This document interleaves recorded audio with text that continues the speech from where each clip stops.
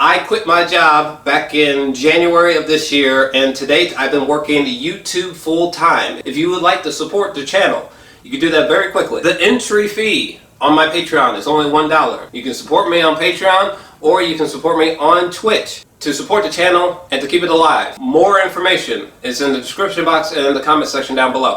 There is no door number 4. This is it.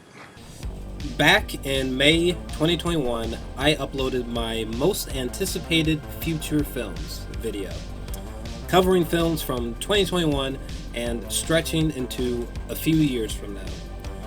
No, it's not complete, but at number 14 on the list was this film.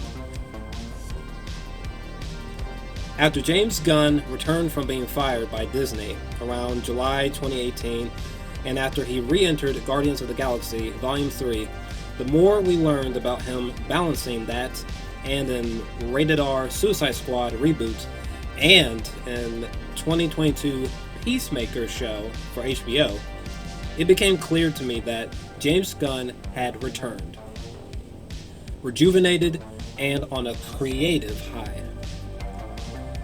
And my suspicions have been confirmed by this film, because holy fucking shit, first and foremost, this motherfucker is a 10 out of 10 baby! With the exception of Infinity War, Endgame, and the Snyder Cut, movies I fucking love, this is the only comic book movie that takes place in a world of superheroes that feels completely unrestrained, bonkers, and feels as if the filmmaker genuinely tried to throw everything possible at the wall until it was the best movie plausible at the time. It just feels as if James Gunn cracked open his skull and was allowed to spill out every insane detail that he wanted into the script, and thank God for that. By making this rated R and allowing James Gunn to completely lose his fucking mind plot-wise, we now have the most fun, authentic, and bold comic book film these eyes may have ever seen. From our first inverted look at Michael Rooker, to him having Warner Brothers Presents written in his brains blown out in the ocean, to a bird picking at gore against the caption written and directed by James Gunn, it's clear this film is completely batshit insane and isn't worried about 20 interconnected future films during this one movie, unlike this persisting problem in the MCU. Instead, it's clear James Gunn focused only on this film and making this film great above anything else. MCU, take notes. It's also clear that this film gives us something we haven't quite had, some adult fucking fun, evoking the inner child within. I love this movie. There is so much to gush about. This film is dripping with laugh out loud comedy. The fucking hilarious Weasel, my personal favorite character. Every time he's on screen, I die laughing, and his revival at the end of the movie almost had me and the entire theater crying laughing. The adorable, violently goofy antics of King Shark, the sequence with him raising his hand, echoed roars of laughs in the movie theater. And every character gets a proper moment to shine. The new Bloodsport, played by Idris Elba, is way more memorable and incredibly more interesting than Will Smith's take. The wonderfully sentimental moment he has with the very cute rat catcher on the bus ride to the club. Also, shout out to the cast for just flat out vibing and taking shots at the club to the catchy Can't Sleep by K-Flay. What a smile-inducing, cozy collection of scenes. And shout out to that fucking rat too. John Cena is just awesome sauce as Peacemaker. His costume instantly inspires chuckles. The duel he has with Rick Flag is legitimately tense as fuck. And this stab-a-thon moment literally made someone snort laugh in the back of the movie theater. Peacemaker is just wild, and I'm drooling with anticipation for the HBO series coming in Ultra Rated R for 2022, baby. Oh, and before I forget, the amusing expression Bloodsport gives Peacemaker when he's asking about an asshole reference sends me. It's so out of nowhere. Also, it's amazing that this movie slows down for character study and seriousness.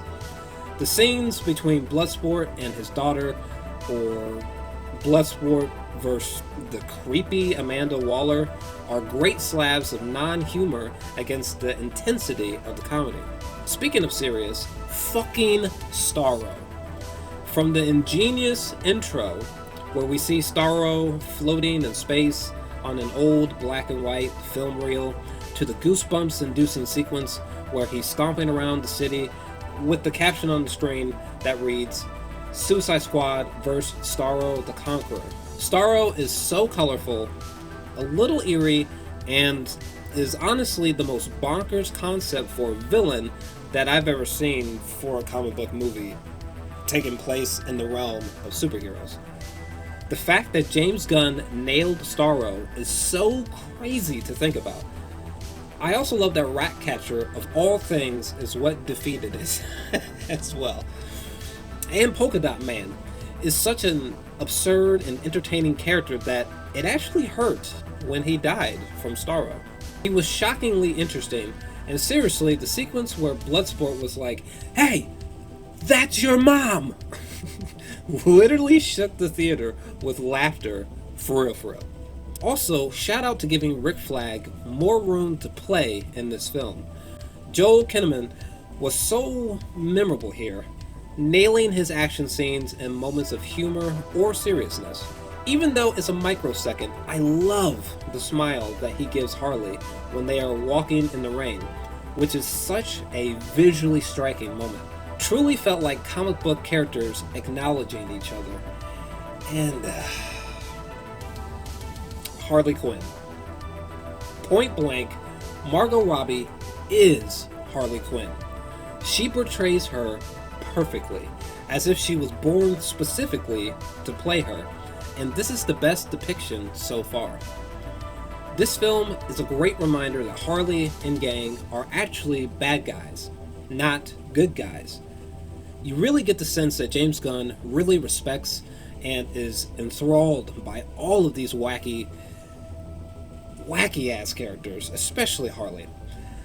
I love how he almost treats her like a queen when she's scooped up by the character Silvio Luna, the general. The scene in which she shoots him and talks over him as he bleeds out, switching from darkness to darkly humorous as she stands above him dying, is perfect. This truly felt like Harley Quinn. She's not a goodie, folks. Remember, she's a baddie. And man, does Tarantino know how to pick feet. But speaking of which, the killing spree she goes on here almost had me on my feet clapping over its insanely entertaining absurdity. Harley goes the fuck off here, and there's a mind-bending moment where we finally get a glimpse of what it's like in her twisted mind, as 2D animation, strange Disney cartoon-like colors and flower petals come bursting from her consciousness.